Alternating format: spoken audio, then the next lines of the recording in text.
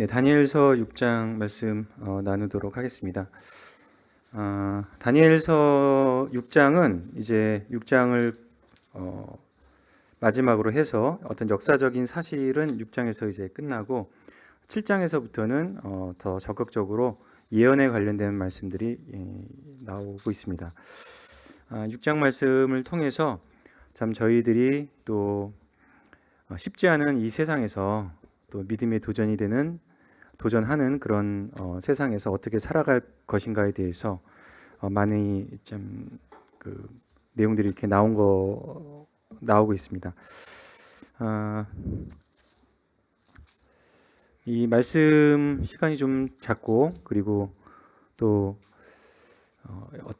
내용들을 이렇게 제가 요약해서 드리는 것보다 또 가장 제가 좀 선호하는 방식 중에 하나가 한 절 한 절 읽어가면서 그 부분을 이렇게 나누는 것이 또 너무 좋을 것 같더라고요. 이 6장 읽어보면은 어떻게 보면 정말 뺄 부분이 없고 이 말씀 하나하나 단어 하나하나가 너무나 귀해서 그렇게 한번 나눠보도록 하겠습니다.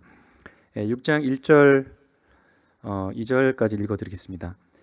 다리오가 자기의 뜻대로 고관 120명을 세워 전국을 통치하게 하고 또 그들 위에 총리 셋을 두었으니 다니엘이 그 중에 하나이라. 이는 고관들로 총리에게 자기의 직무를 보고하게 하여 왕에게 손해가 없게 하려 함이었더라. 3절 또 읽어드리겠습니다. 다니엘은 마음이 민첩하여 총리들과 고관들 위에 뛰어나므로 왕이 그를 세워 전국을 다스리게 하고자 한지라.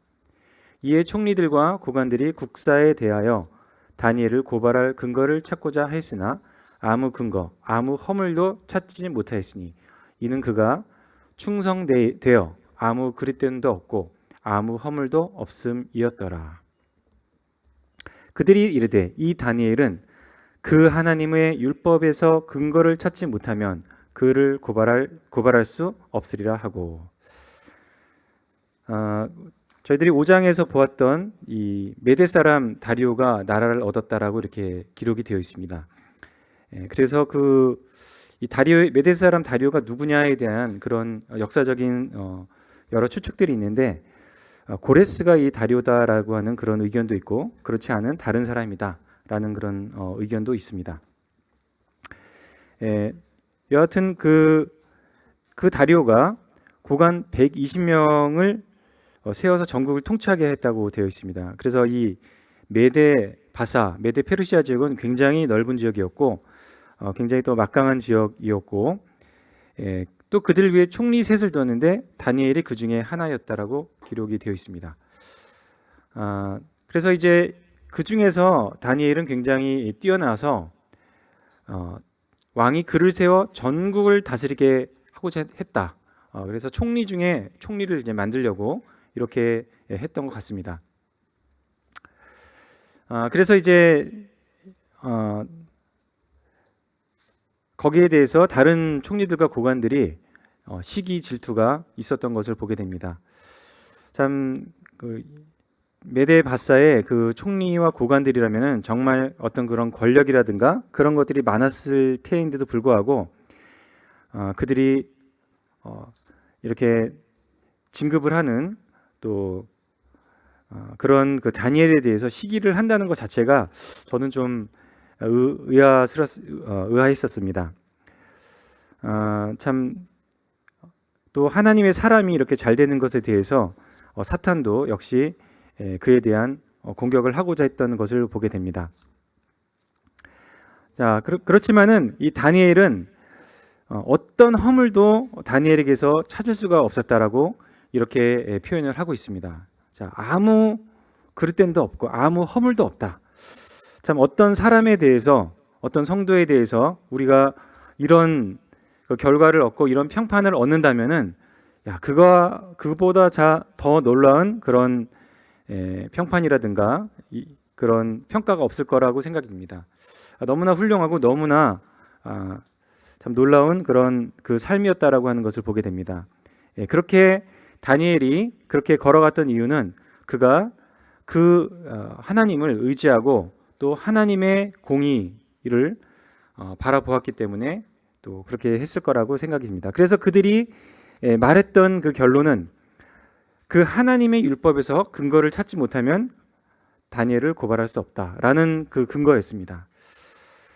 참 우리가 또 많은 역사를 보다 보면은 역시 다니엘과 같이 훌륭했지만 하나님을 섬김에서 고생을 당하고 고난을 당했던 많은 그런 성도들을 저희들이 볼 수 있다라고 생각을 합니다. 자, 그래서 이들이 열심히 모여서 페르시아와 그 나라를 이렇게 잘 세우는 어떤 이런 생각을 하지 않고 어떻게 하면 다니엘을 잡아놓을 수 있을까, 그런 것만 생각을 하고 아주 정교하게 그런 간교하게 그런 그 계교를 만들어서 왕 앞에 나왔습니다. 6절입니다. 이에 총리들과 고관들이 모여 왕에게 나아가서 그에게 말하되 다리오 왕이여 만수무강하옵소서. 나라의 모든 총리와 지사와 총독과 법관과 관원이 의논하고 왕에게 한 법률을 세우며 한 금령을 정하실 것을 구하나이다.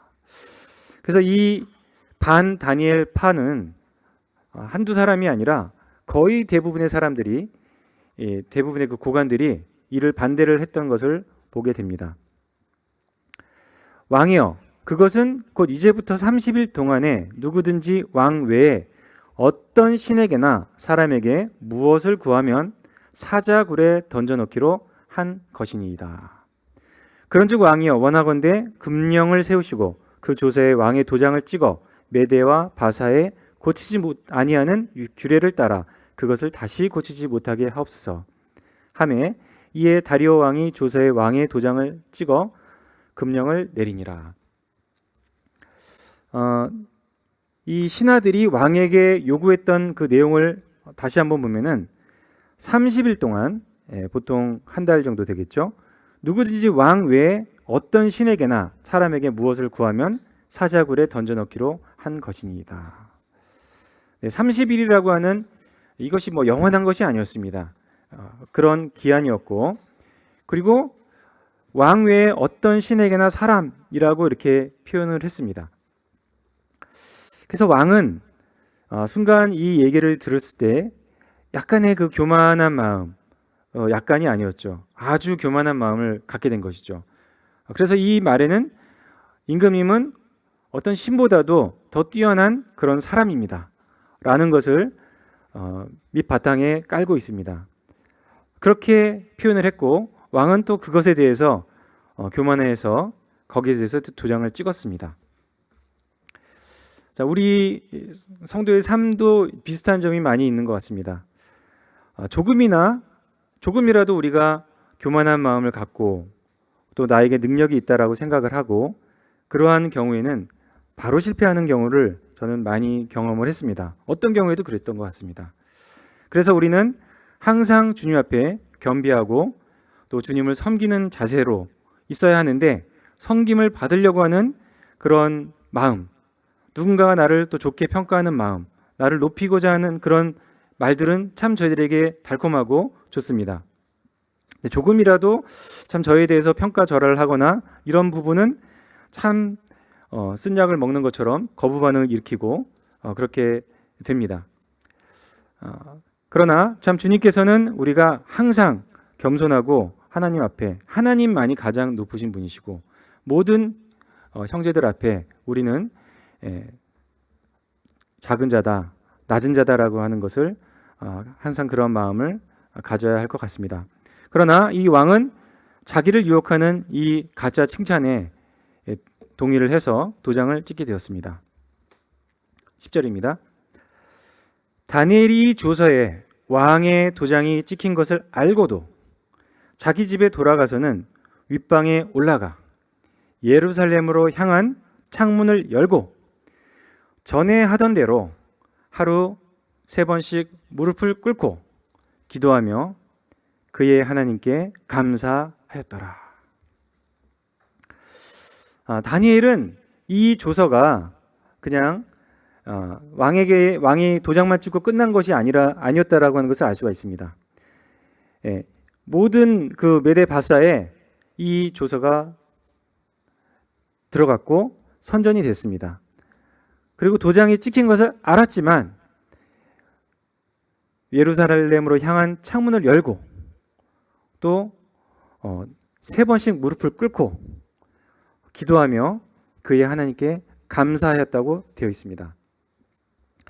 참 다니엘이 감사를 했다고 되어 있다는 것이 또 굉장히 놀라운 것 같습니다. 다니엘은 정말 그 하나님이 약속하신 그 땅을 떠나서 이렇게 포로가 되어서 다른 나라에서 이런 그 성전의 어떤 기쁨과 이런 것들을 다 잃어버리고서 포로 생활을 하는 것인데 하나님께 감사를 했다라고 기록이 되어 있습니다. 무엇을 가지고 감사를 했을 수 있을까요?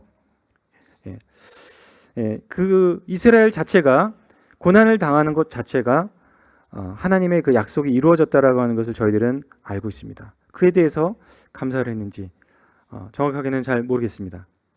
그런데 그는 전적으로 이 왕의 명령을 무시를 했습니다. 창문을 열고 전에 하던 대로 도장이 찍힌 것을 알고도 전에 하던 대로 하루 3번씩 무릎을 꿇고 기도했다. 이렇게 말을 하는 것입니다. 저희는 이런 만약에 우리에게 이런 환경적인 어려움이 있다라고 하면은 우리는 과연 어떻게 할 것인가? 물론 말씀에서는 무조건 어떤 이런 우리를 체포하러 올 때 그것을 이제 그대로 잡히는 것이 지혜롭다라고는 말씀하진 않았습니다. 주님께서도 만약에 이 마태복음 10장 23절에 보면은 이 동네에서 너희를 박해하거든 저 동네로 피하라. 이렇게 이제 말씀을 하셨습니다. 어떤 고난이 올 때 복음 전파를 위해서 잡히지 않고 바로바로 도망가는 것도 말씀을 하셨고 또 비둘기처럼 순결하고 뱀처럼 지혜롭게 하라고 했던 것도 저희들이 알고 있습니다. 그러나 또한 히브리서 11장 35절에는 또 어떤 이들은 더 좋은 부활을 얻고자 하여 심한 고문을 받되 구차히 풀려나기를 원하지 아니하였으며 이렇게 기록이 되어 있습니다. 다니엘이 나이가 이때 굉장히 많았다라고 하는 것은 지난 시간 저희들이 들은 바가 있습니다. 그는 더 이상 자기의 생물학적인 그런 그 끝날도 다가왔다라고 하는 것을 저희들이 다니엘이 이제 알고 있었습니다. 그래서 더 이상 어떻게 자기 자신을 피하거나 감추면서 그렇게 하지 않고 이제는 자기 자신을 주님께 그대로 드리려는 어떤 순교의 제물처럼 드리는 이 다니엘의 모습을 저희들이 볼 수가 있습니다. 마치 다니엘의 이 주님께 드리는 이 감사는 하나님께서 그리하지 아니하실지라도 나는 이라고 했었던 다니엘의 세 친구의 아름다운 그 모습을 생각할 수도 있는 것 같습니다. 또한 그는 3번씩 무릎을 꿇었다라고 이렇게 기록이 되어 있습니다. 참 저도 이렇게 살아가면서 젊을 때는 무릎을 꿇고 많이 기도를 했었는데 요즘에는 제가 무릎을 꿇지 않는 모습을 참 보게 됩니다. 비판하지 마시고. 네. 근데 이제 순종이가 독일에서 거기서 이제 그런 얘기를 해주는 거예요. 아빠, 여기 독일 형제 자매님들은 만찬 때 무릎을 꿇어. 다 그러더라고요. 우리가 신기하지 않습니까? 무릎은 원래 저희들이 또 일본 사람들이 굉장히 잘 꿇는 어떤 그런 자세였는데 그분들이 그걸 한다는 거예요. 무릎을 꿇는다고. 근데 좀 편하게 꿇는데요. 이렇게 오랫동안 기도를 해야 되기 때문에 어디 이렇게 기대거나 뭐 그런다고 합니다. 다니엘의 이 자세는 자기 목숨을 버렸다라고 하는 이 자세입니다. 계속해서 봉독해 올리겠습니다.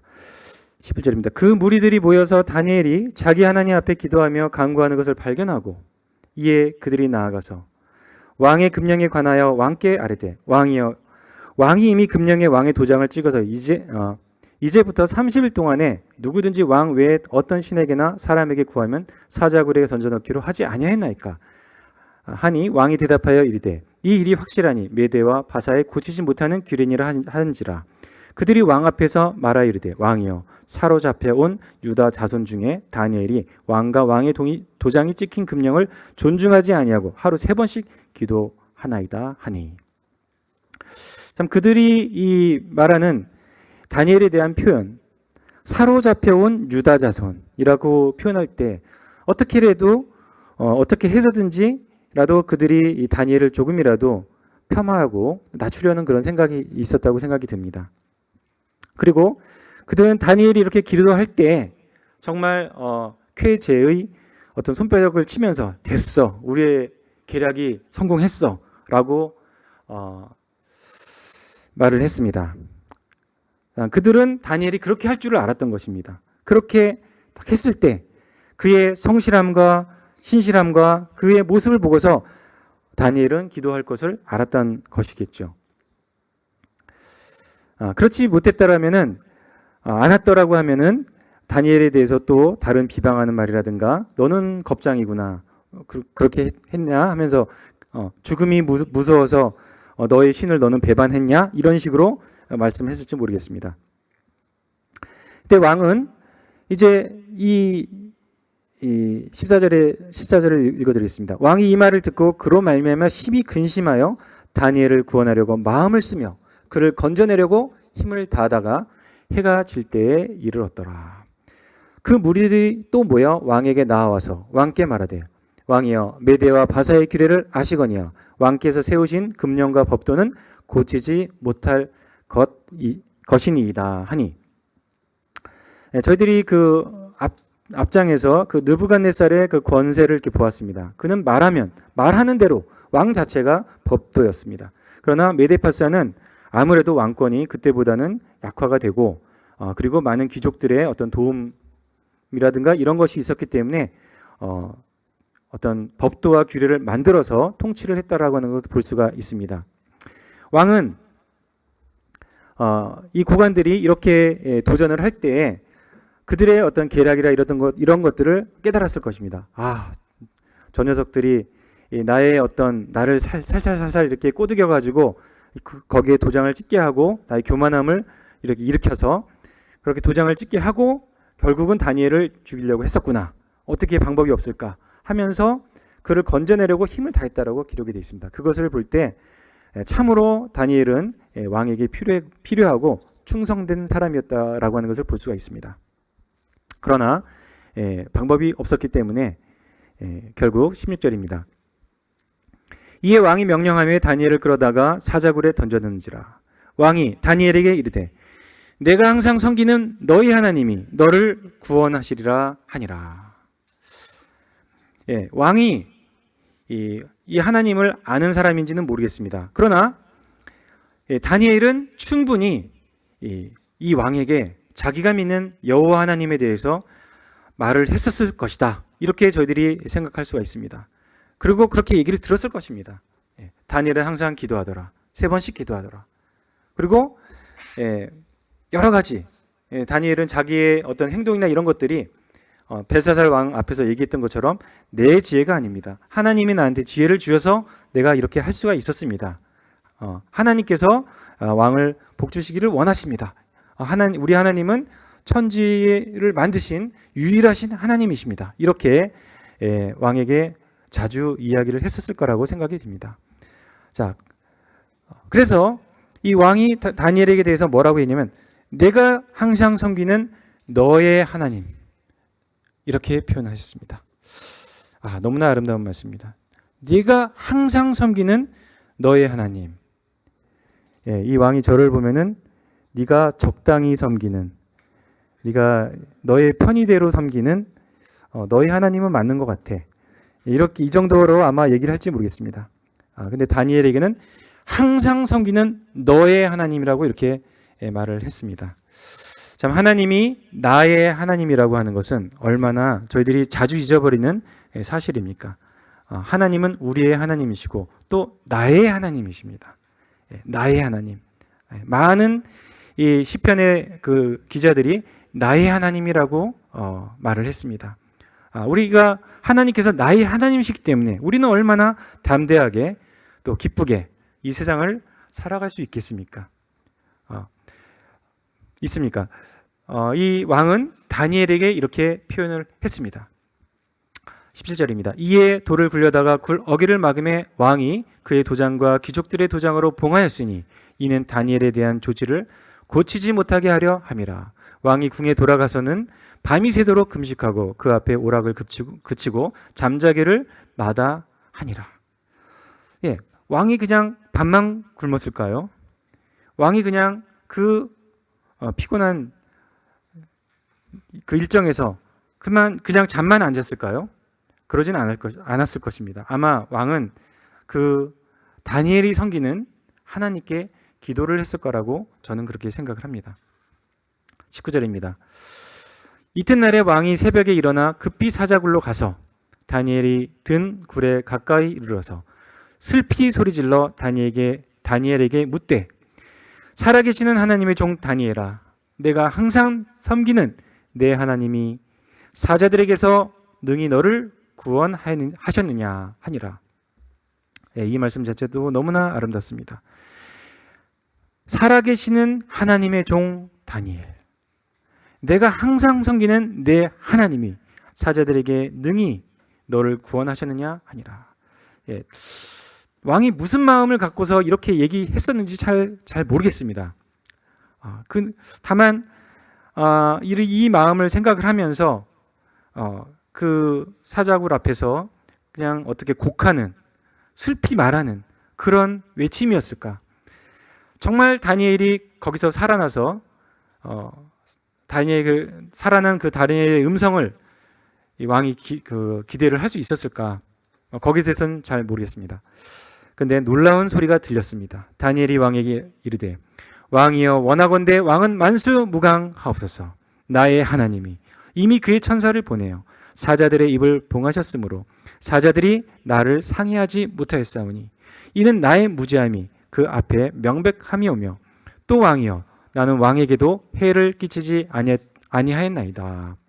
왕이 심히 기뻐서 다니엘을 굴에서 올리라 하매 그들이 다니엘을 굴에서 올린즉 그의 몸이 조금도 상하지 아니하였으니 이는 그가 자기의 하나님을 믿음이었더라. 예, 참 너무나 놀라운 기록이 있습니다. 이는 그가 자기의 하나님을 믿음이었더라. 예. 다니엘이 이 밤새도록 정말 기도했었던 것을 생각하게 됩니다. 자신이 살아남으로써 사자들의 입을 막아줌으로써 내가 하나님 앞에 정직하고 또 충성되고 의로운 자라고 하는 것을 보여달라고 기도를 했었던 것 같습니다. 저는 믿음이 없습니다. 이런 상황에서 제가 살아날는지 또 사자굴에 들어갈는지 또 어떤 분이 그렇게 되었을 때 그분을 위해서 그분이 나올 수 있도록 하나님께 기도하는 그런 믿음 자체가 별로 없는 사람입니다. 다만 하나님은 우리의 어떤 생각과 어떤 소망과 또 기대와 상관없이 하나님은 선하시고 하나님만의 그 계획을 가지고 계신 분이십니다. 저희들이 지난 전도 집회 때 형제님께서 하신 말씀처럼 다만 저희들이 기도할 때 하나님은 하실 수 있지만 우리가 기도하면서 하나님과 동역하는 것을 하나님이 원하신다라고 하는 것, 그 말씀은 틀림없는 말씀이라고 생각이 듭니다. 그리고 우리가 기도할 때 하나님의 저희들의 그 마음 깊숙이 또 하나님과 동역하는 것을 생각을 하게 되는 것 같습니다. 24절입니다. 왕이 말하여 다니엘을 참수한 사람들을 끌어오게 하고 그들을 그들의 처자와 함께 사자굴에 던져 넣게 하였더니 그들이 굴 바닥에 닿기도 전에 사자들이 곧 그들을 움켜서 그 뼈까지도 부서뜨렸더라. 이렇게 기록이 되어 있습니다. 아마도 이제 메데바사에는 그렇게 정직한 사람을 모해한 사람들에겐 그에 상응하는 그런 벌을 주어라 이런 법령이 있는지 모르겠습니다. 하여간 왕은 그 다니엘을 참수한 모든 사람들을 끌어오게 하고 그들의 모든 가족들을 사자굴에 집어넣게 하였습니다. 사자들이 그들을 움켜서 뼈까지 부서뜨렸더라. 이것은 사자들이 어떤 장애가 있어서 다니엘을 먹지 못했던 것이 아니라 기다리고 있었다라고 하는 것을 천사가 다니엘을 살려주도록 그렇게 사자들의 입을 막았다라고 하는 것을 저희들이 보게 됩니다. 25절입니다. 이에 다리오 왕이 온 땅에 있는 모든 백성과 나라들과 언어가 다른 모든 사람들에게 조서를 내려 이르되 원하건대 너희에게 큰 평강이 있을지어다. 내가 이제 조서를 내리노라. 네 나라 관할 아래 있는 사람들은 다 다니엘의 하나님 앞에서 떨며 두려워할지니 그는 살아계시는 하나님이시요 영원히 변하지 않으실 이시며 그의 나라는 멸망하지도 아니할 것이요 그의 권세는 무궁할 것이며 그는 구원도 하시며 건져내시기도 하시며 하늘에서든지 땅에서든지 이적과 기사를 행하시는 이로써 다니엘을 구원하여 사자의 입에서 벗어나게 하셨음이라 하였더라. 이 다니엘이 다리오 왕의 시대와 바사 사람 고레스의 왕의 시대에 형통하였더라. 그래서 어떻게 보면은 이 다니엘서를 한마디로 요약해주고 있는 사람은 바로 이 다리오 왕인 것 같습니다. 우리는 이 다니엘서를 통해서 그는 살아계신 하나님이시오 영원히 변하지 않으실 이시며 그의 나라는 멸망하지 아니할 것이며 그의 권세는 무궁할 것이며 라고 하신 우리 주님의 나라를 저희들은 소유한 자들이고 또 저희들이 먼저 그 나라와 그의 의를 구하라고 하신 말씀처럼 그분의 나라를 기대하는 그런 자들이라고 하는 것을 보게 됩니다. 그 무엇보다도 이 하나님이 바로 이러하신 분이시다라고 하는 것을 다리오가 이렇게 말을 했습니다. 다리오의 말보다 더 큰 그리고 더 정확한 요약은 없을 것 같습니다. 고맙습니다, 다리오 왕. 네, 이상으로 말씀 마치겠습니다.